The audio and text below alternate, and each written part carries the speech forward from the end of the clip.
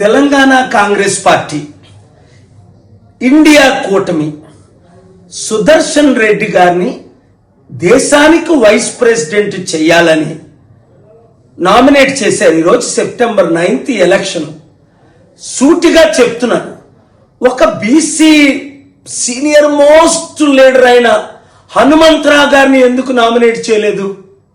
42% బీసీలు ఉన్నారని 50 నుంచి తగ్గించి మేము బీసీల కొరకు పోరాటం చేస్తామని పెద్ద కబుర్లు ఆడుతున్నారు ఈ కాంగ్రెస్ పార్టీ.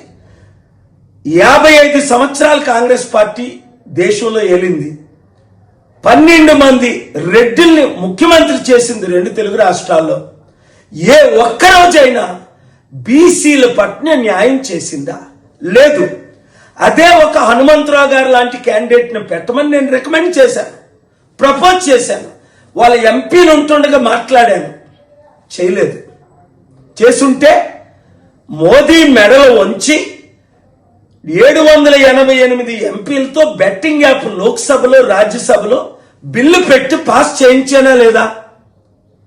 అంటే బహుజనులారా, బీసీ ఎస్సీ ఎస్టీ క్రిస్టియన్ ముస్లిం ఆలోచించండి.